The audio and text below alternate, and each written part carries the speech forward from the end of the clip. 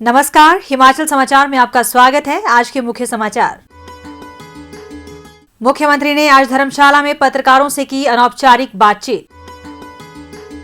दिल्ली हाट में हिम महोत्सव का शुभारंभ। मुख्यमंत्री ने कहा, हिमाचली संस्कृति की विशिष्टता को बढ़ावा देने के लिए सरकार कर रही नवीन प्रयास। जनजातीय क्षेत्रों का विकास प्रदेश सरकार की सर्वोच्च प्राथमिकता।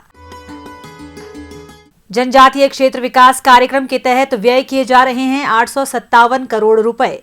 और अब समाचार विस्तार से। मुख्यमंत्री ठाकुर सुखविंदर सिंह सुक्खू आज विधानसभा सत्र में भाग लेने के लिए धर्मशाला पहुंचे। धर्मशाला पहुंचने पर उनका भव्य स्वागत किया गया। मुख्यमंत्री ने आज धर्मशाला में पत्रकारों से अनौपचारिक बातचीत करते हुए कहा, हमारे विधायक दल की बैठक होगी, रणनीति उसमें तय की जाएगी और रणनीति सरकार के कारगुजारी की हुई होती है।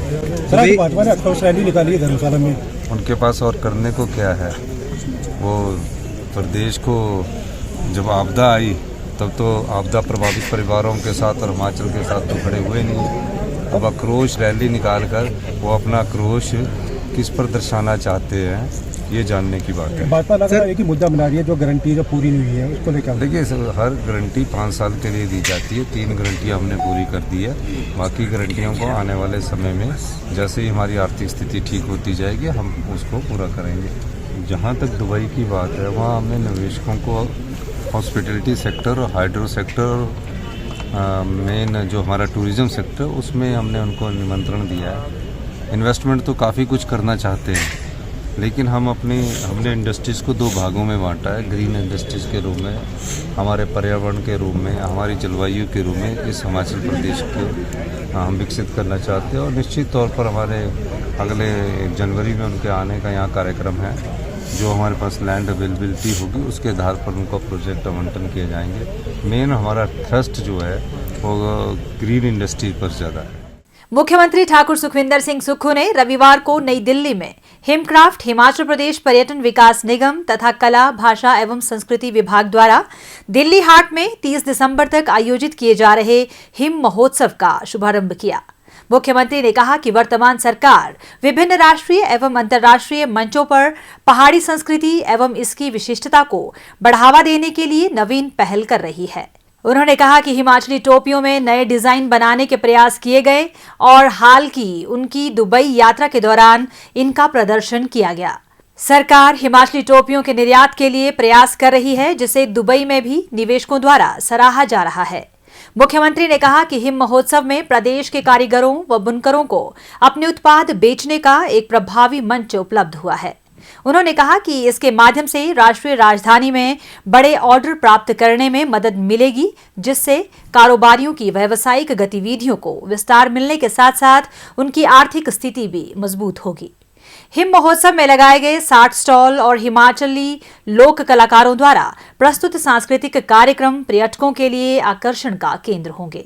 उन्होंने कहा कि यह हिमाचल प्रदेश की अनूठी कला, संस्कृति और व्यंजनों को प्रदर्शित करने और इसके अनूठे उत्पादों और हस्तशिल्प को एक ब्रांड के रूप में बढ़ावा देने और देश विदेश में पहचान दिलवाने का भी एक महत्वपूर्ण अवसर है।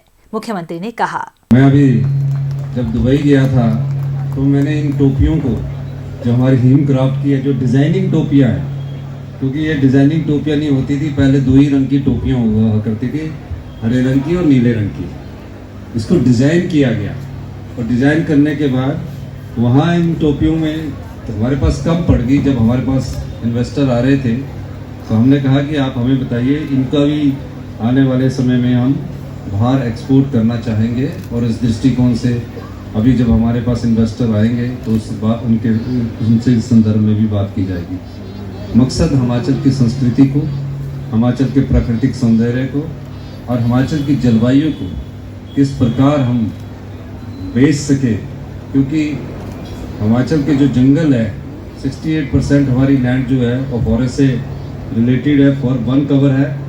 और नॉर्दर्न इंडिया की अगर कोई लंग्स है तो हिमाचल प्रदेश है। यानी कि नॉर्दर्न इंडिया को जितनी भी जलवायु, वायु, ऑक्सीजन आती है वो हिमाचल प्रदेश के जंगलों से आती है। उसको कैसे प्रमोट किया जाए, हस्तकला को कैसे प्रमोट किया जाए, हमारी प्राकृतिक सौंदर्य को कैसे प्रमोट किया जाए, इस दृष्टि से हम काफ़ी कुछ बदलाव कर रहे हैं और आने वाले समय में वो आपको धरातल पर दिखने भी शुरू होंगे।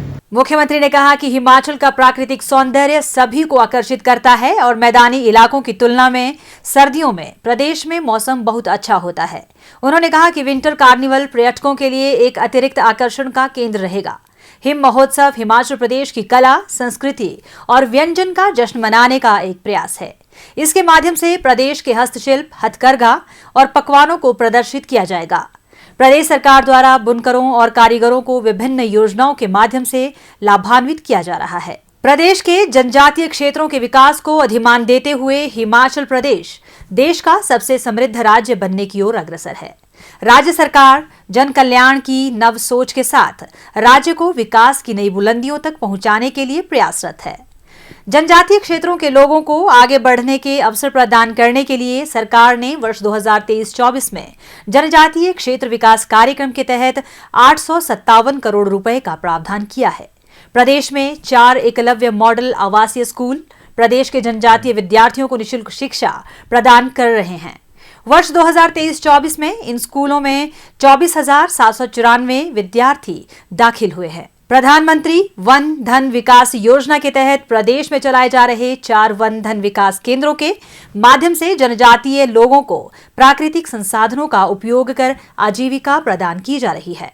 लाहौल स्पीति के केलंग शहर में पेयजल आपूर्ति के लिए 22 करोड़ 79 लाख रुपए की जल आपूर्ति योजना को स्वीकृति प्रदान की गई है।